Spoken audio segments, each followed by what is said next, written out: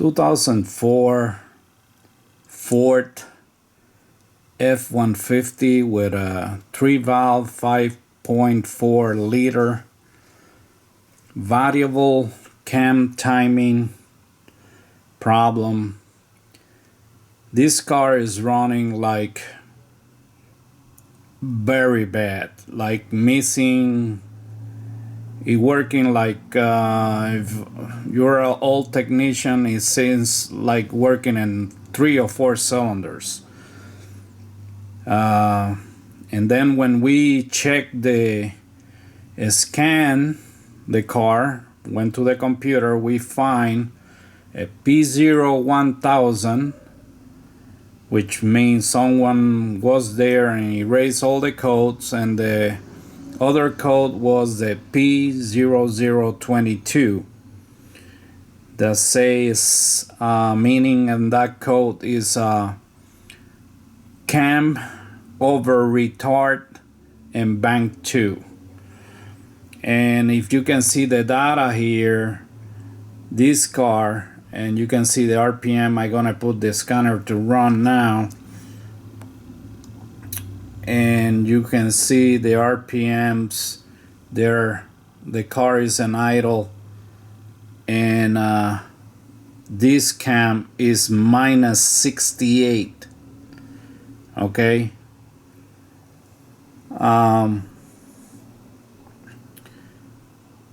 After many tests in this car, we take the one of the solenoids out. The easy one to take out, and it's not easy because you gotta like a rubber seal around this solenoid to get access to the bolt that's holding the solenoid, which is a 27 torque. And after we take that solenoid out, we notice the filter, this got little filters on it. One, it was missing in one side.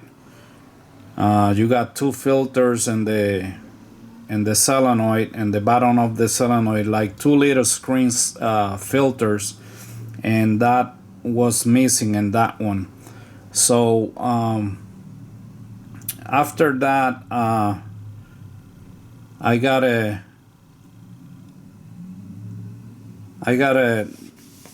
do another things, and we leave the car like that, and then I went another day to do some tests in the car. Okay, and basically what I do in another test was compression versus spark, because we was concerned about timing and jump timing. We did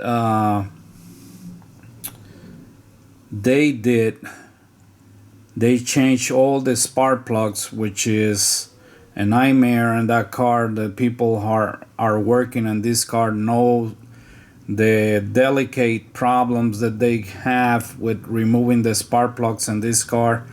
And after that was done, I went to do another test in the car, which was the compression versus spark in bank 1 and compression versus spark in bank 2. In bank 2, I was getting like 70 pounds compression, and another bank we was getting like 150 compression versus spark. But after we do a test, and I'm gonna show you the scan data from a known good variable cam timing solenoid, and you're gonna see the difference in the car running. You see this one here from the beginning was a minus 67, 87.87, and I going back to you on that.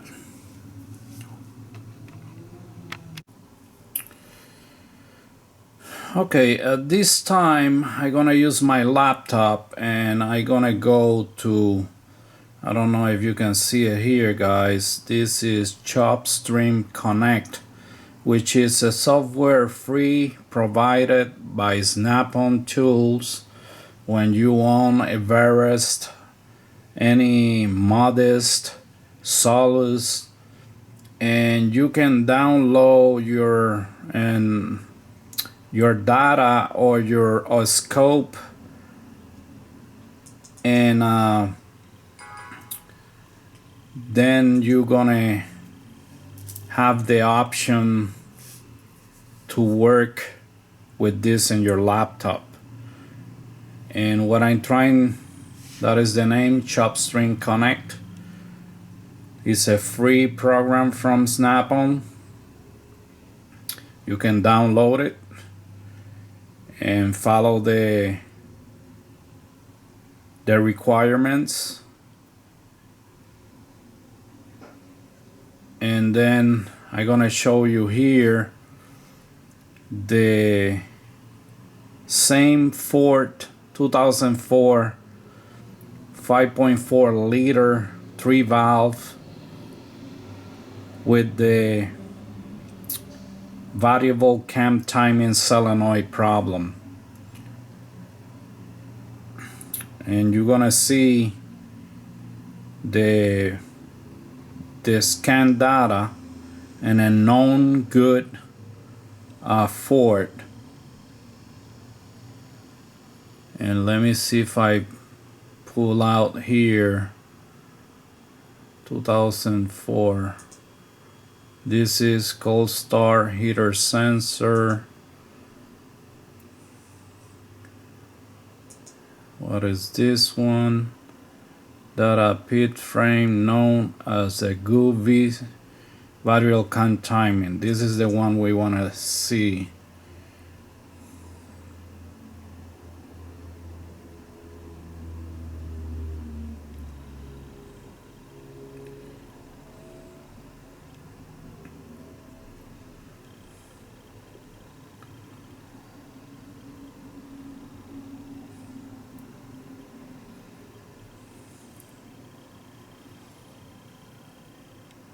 Okay, and the top here, let me see if you can see it better like that. Okay, in the top here you can decide if you want to see how many data PIDs at the same time. Also, you can custom list, and we're gonna go the custom list. But for give you an example, if you go here, and here you see 6. As you scroll down,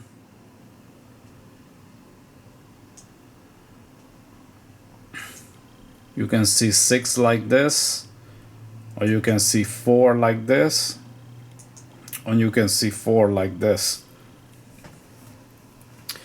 Many options. I like this program because after you are having a problem with a car, you can sit down in your home and watch the data and see what is going on with the car. So we're gonna go to custom, and we're gonna edit list, and we're gonna deselect all, and then we're gonna select all related with variable cam. This guy here, and I want to show RPMs also, so you know the car is running. And then go and save and exit, and that's what we got. We got 1 2 3 4 5 6 7 8. Let's go to the 8 here so I can see all my guys here. This is a known good timing, variable cam timing solenoid. As you can see, the RPMs here right now Korean R and 0. Let's gonna run this movie and see. Car starting now is on 900, 700, and notice here my this number here. Let me see if I can.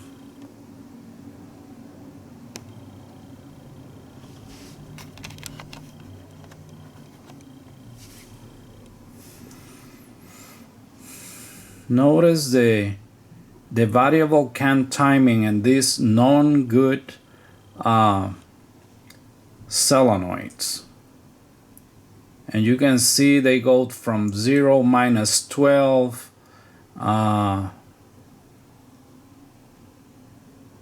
then I raise the RPMs here to see what the timing does.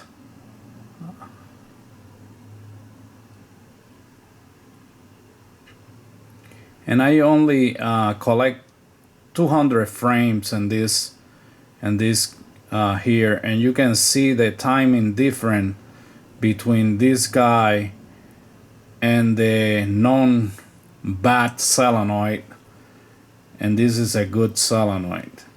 So let me go here and stop this and take this guy here.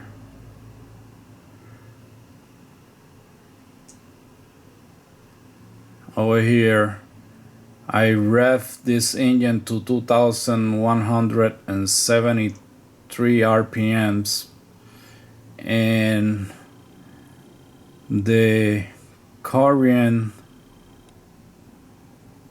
variable cam top the center here, Korean is 45.8, and the Korean is 1144. And this one 1144 is the variable cam timing average, and this one's variable cam timing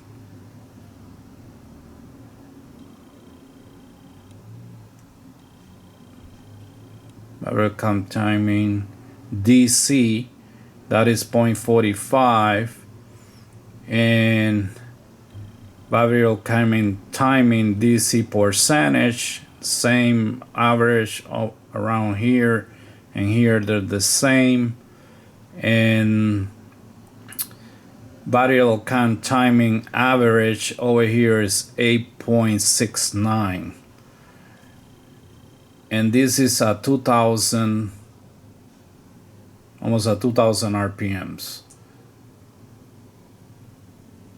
At idle, idle close to 600 or 700 RPMs.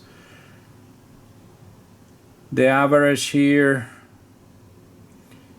and this guy is -6.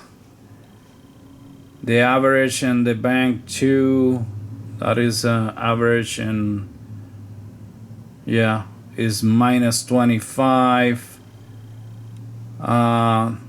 Battery timing DC 2, that is 0 at that point, 0 over here, and over here is current 0.025, battery cam timing advance. Okay, now let's see that advance. The advance here is 0.038 at almost 2000 RPM. The advance here is 0.56, and the RPM is 2300. And here 2600, the advance is 0.056, and you can see this is a known good variable cam timing in a 2004 5.4 liter 3 valve. Get back to you in this, guys. Okay, same, not the same truck, but the truck with the 5.4 3 valve variable count timing solenoid problem. This is the data from the bat known sensor, and you can see it here. The RPM, this data I collected when the car was running. The RPM is 741 RPMs per minute, and as you can see here, the variable count timing, and this guy is, the KOER is 64.19. Okay, and the average is minus 67.87. And let's run this data so you can see.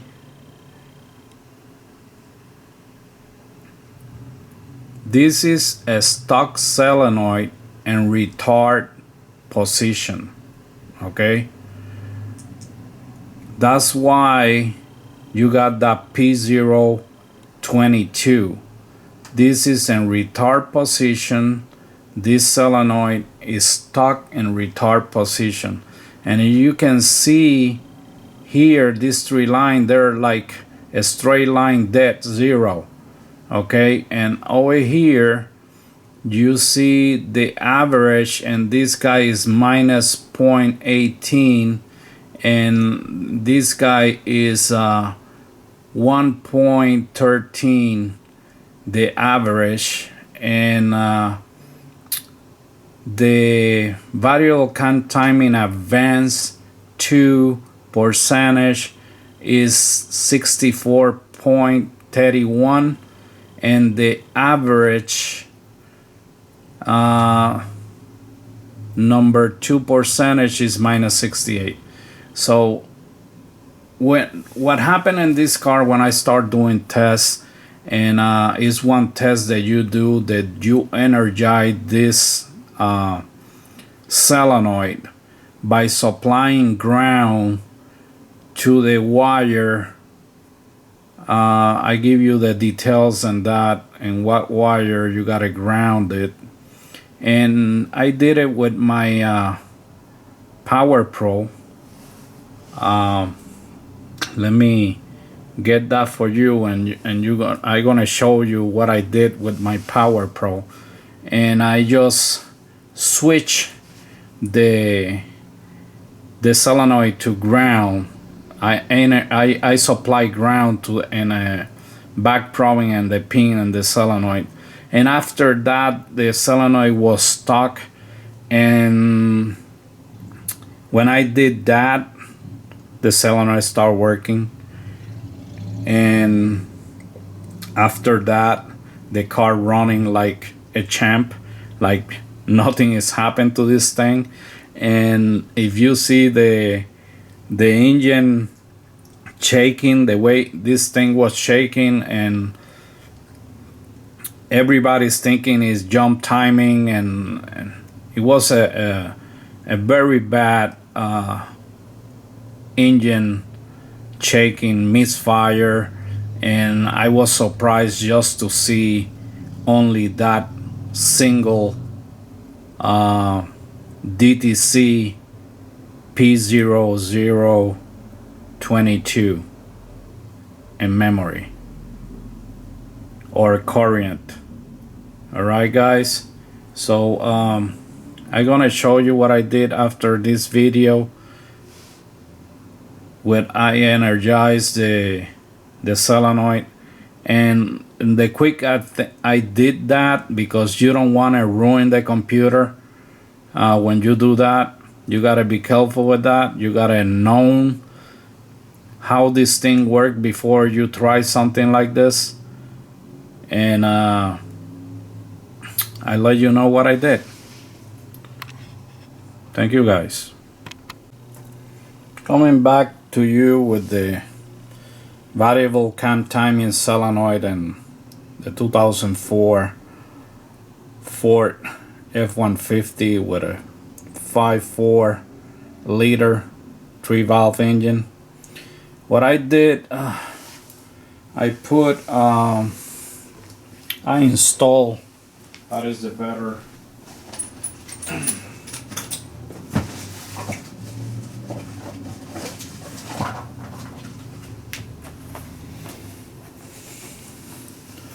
I install this kind of made by Snap-on. Reason I use this is because I back probing this connector, and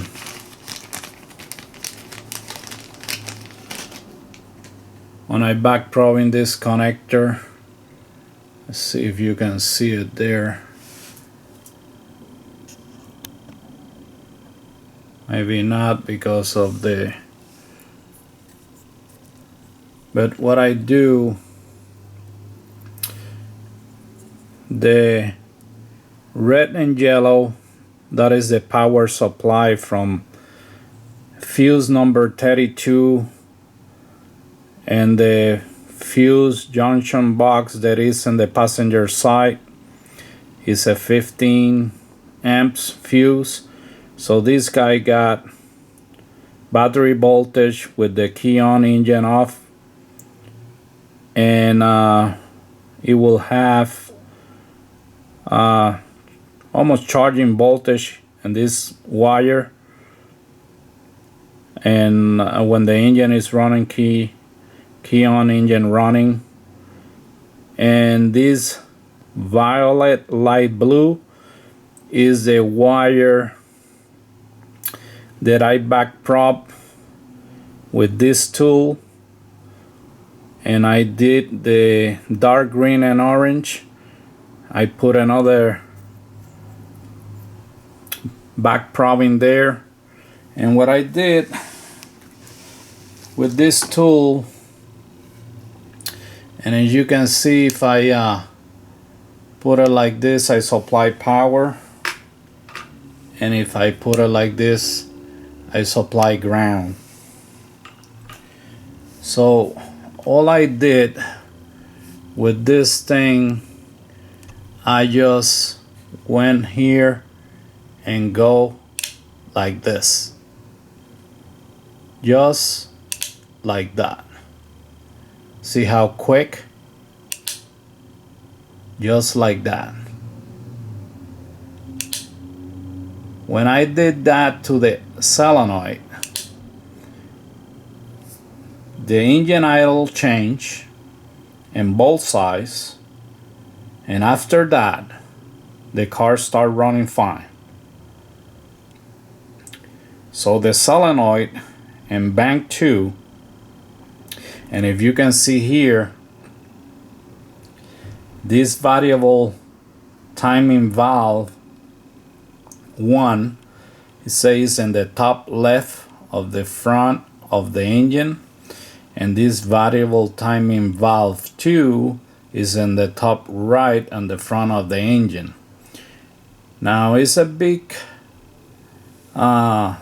variable about this thing, because the bank 2 and that Ford, if I get information on it, is and I gotta double check that, but the bank 2 and that Ford is in the left side, and the bank 1 is in the passenger side, and I'm gonna double check that on you and be sure about that.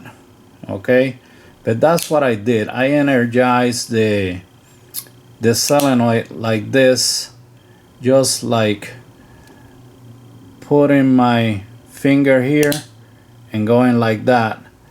I don't press the tool the ground there like that because you can damage the computer. Okay, even though that I know it is a pull down design because the computer supply ground to activate this solenoid, but I do not want to leave this in ground like that. I just want to do a quick to see if I get any reaction. Yes, I get reaction, and what happened? The solenoid start working. Other way you can do this is with the engine off, disconnect the solenoid and supply power and ground. You know already the red and yellow wire is power, and you know the dark and green and orange is ground. So you see the red and yellow is power, and then other side, and violet and light blue is the supply ground. So you can do energize this solenoid manually with the engine off and be in the safe side. The way I did it with the engine running, I want to see the change in the engine and see if the solenoid is actuating and is making any different in the timing. And guess what? Engine start working fine. That don't mean it's fixed. That means he got a problem with the solenoids. He needs to replace the solenoids. It means that he gotta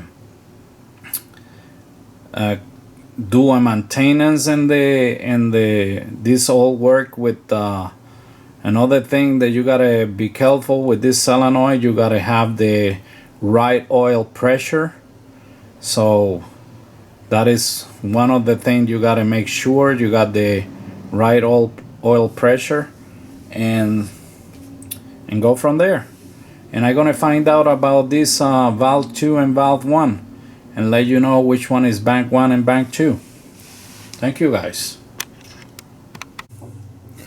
Okay, back to you with the same Ford, and we the last time we have a issue that the schematics say the variable can timing in 1 is on the right side, and the variable can timing and the number 2, let me see if I am correct, write it down here. Okay, variable can timing valve number 1 is on the left side, which is the driver's side, and this is in the schematic. And the variable can timing valve number 2 is in the top right, which is in the passenger side. Now when we go to any codes that says like P0022, which is say variable can timing over retard and bank 2, that will be, if we go from the wiring schematic, it will be the one in the right side of the engine, which is not true. Okay, that's not true. We relate our banks where the cylinder 1 is. Okay, cylinder 1 is our bank 1, the opposite side is the bank 2, and I want to double check that because that wasn't a wire schematic that I get that information, and you see that in the video that says that. But you gotta love snap-on tools. I've been dealing with snap-on since I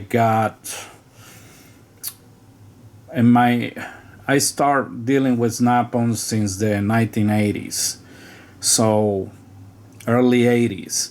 So the information, this guy got 30 years experience with diagnostic and supplying information, and since I work with Snap-on, so I make so much, let's say, fixing cars because of the information that I got, the accurate information that I got. So let's go here, and I am in my VERUS, and I am in my component test, which it tells me in fuel injection ignition component information, and it tells me here my firing order, which is this guy here, 137265448. When you do a relative compression test, this is very important to know. When you sync a spark versus compression, you can know which cylinder is the one with this firing order. And here you can see the drawing there, which they give us right there. They give us number one cylinder is in the passenger side. So that's being set there. My bank 1 is in the passenger side, and my bank 2 is in the driver's side. So the solenoid that it got problem is in bank 2. That's explain why my compression in that bank was a 70 pounds compression, and on the opposite side I got 150, and I'm gonna show you that in a little while. Thank you guys. Back again. Okay, so this is a compression versus spark with the bank 2 and that Ford with the variable cam timing problem. As you can see how far behind is from top to center here. You can see this one that you see Ford fire the plug at idle 3 times. So that's why you see that like that. You can see that in a better, let me see here and here. You see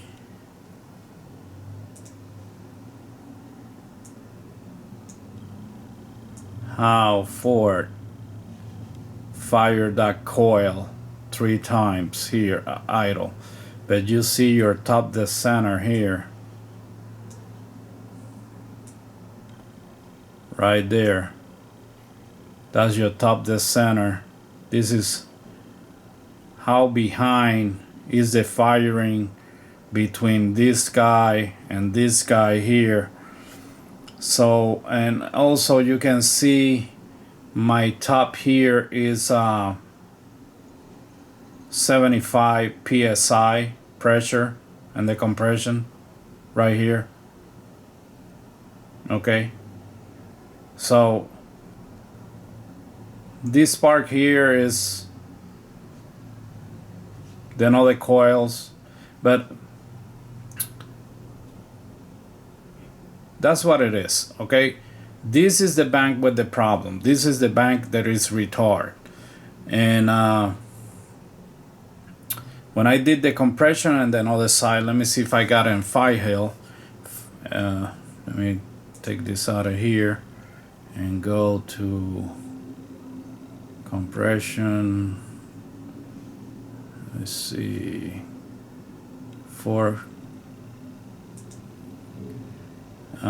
bank 1 versus bank 2.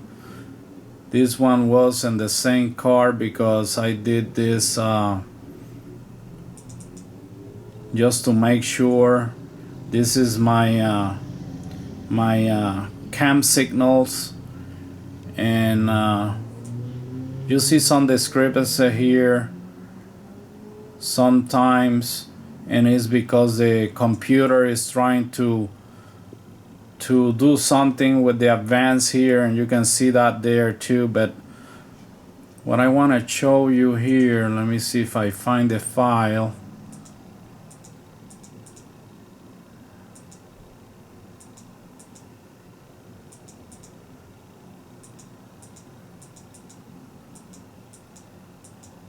Is the compare the bank 1 with the bank 2. Let me see, what was this?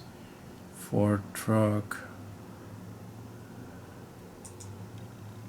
KOER test. More definition.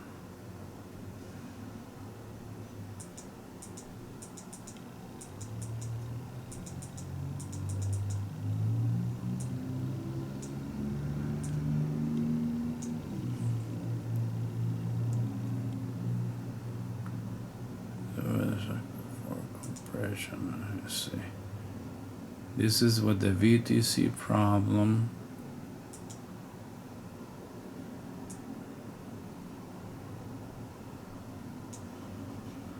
This is the cam signal.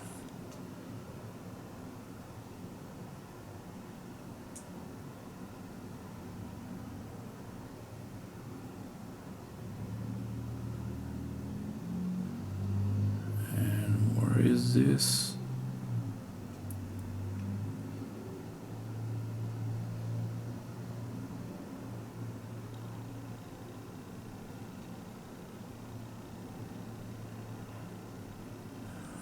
Where can I find this?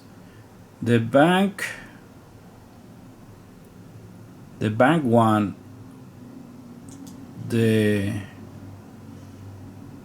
bank 1 have 150 psi.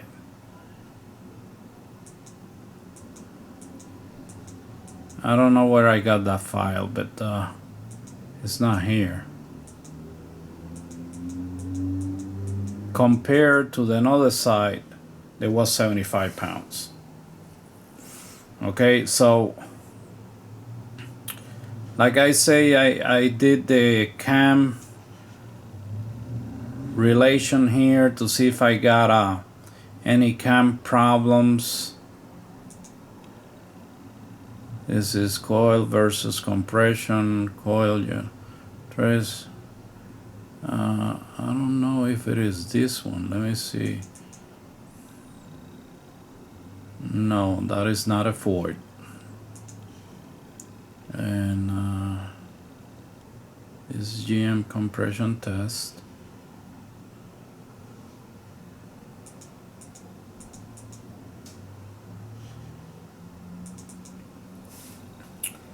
Yes, I did this to see the integrity, to see if I can see this one different than the other one, and to my surprise, everything was synced, like, you know, very, very. Let me show courses here, and you can see how accurate is this guy. If I throw cursors here between one and another one, I mean, it was right in the money right there, you know? So that is not a problem. So I scratch out of the test and jump to another direction. Notice that the timing was off, very off, but I don't condemn the timing yet because I don't trust the solenoid. So I went and collect a known good data. I went to my bus truck, he got the same truck, and I scan the truck and I see the difference between data, and I know by a fact that it was the solenoid. And that's it. I energize the solenoid, start working, and from there, you know, is between the car and the customer. He gotta replace those solenoids. He gotta flush that engine, do like every 2,000 miles. Change the oil, make sure everything is good, and should be okay. Thank you guys.